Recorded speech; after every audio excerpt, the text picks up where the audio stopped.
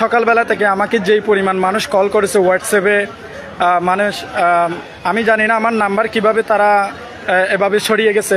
অনেকে ছাদ থেকে ভিডিও করে পাঠাচ্ছে, ভাই আমাদের পানি এতটুকু, আমাদেরকে একটু বাঁচান।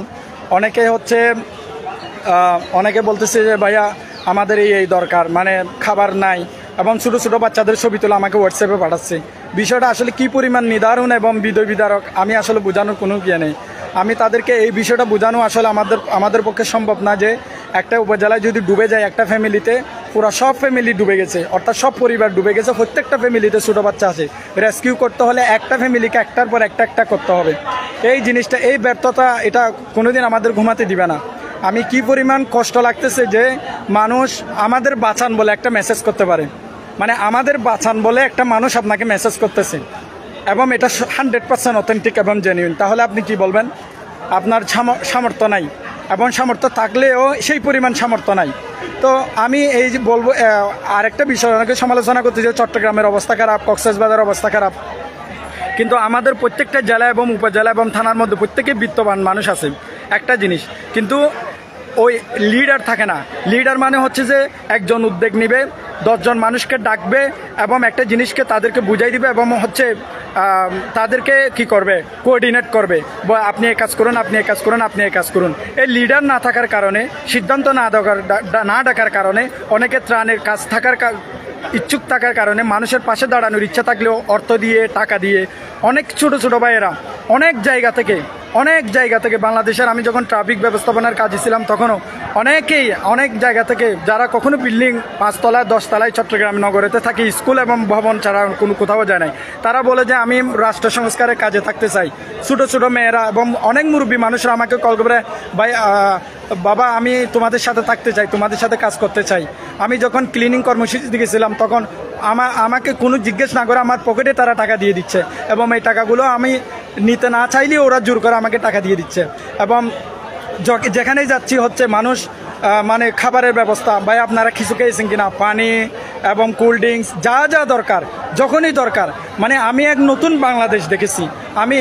আমার এই বয়স 25 বছর শেষ হওয়ার পথে, আমি এই বয়সে আমি মানুষের এত আপ্যায়ন, এত দরদ, দেশের প্রতি এত দায়িত্ববোধ, দেশের প্রতি এত টান কোনো ছাত্রকেও দেখি নেই। সবাই ছিল, কোনো মানুষকেও দেখি না, সব মানুষই ছিল, কিন্তু তাদের কোঅর্ডিনেটর দরকার ছিল, তাদের একজন লিডার দরকার ছিল। তারা দেশের মধ্যে নিষ্পেষিত, তারা শোষিত ছিল, তারা মানবাধিকার হারা ছিল।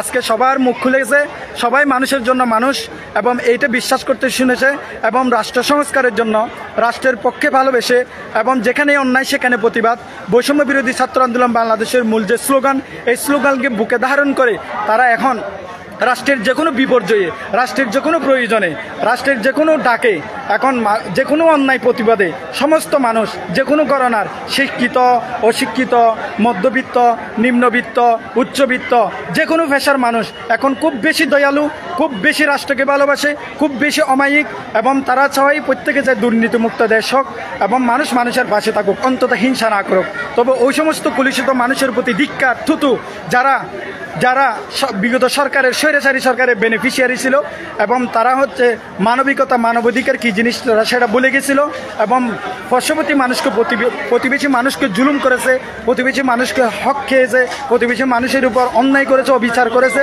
এবং সরকারের সাথে নিজের টিকে থাকার জন্য সরকারের নিজের ইমান, ব্যক্তিত্ব, পার্সোনালিটি সব কিছু বিক্রি করে যারা জাতির সাথে বেইমানি করেছে, মানুষের সাথে বেইমানি করেছে, তাদের সাথে কোনোভাবেই সদাচরণ এবং সুসম্পর্ক রাখা যাবে বলে আমি মনে করি না। আমি এখানে শেষ করতেছি। কক্সবাজার এবং খাগড়াছড়ি এবং রাঙ্গামাটি যে সমস্ত জায়গার মধ্যে নতুন করে যেই বন্যা এবং বন্যার যে আবহাওয়াবিদদের কথা মতো আগামী 1 মাস 15 দিন, সপ্তাহ 2 সপ্তাহ শুধু এভাবেই বিরতিহীন বন্যা চলবে। এখন বন্যা হতে গেলে আমাদের ওই জিনিসটা, একজন লিডার দরকার।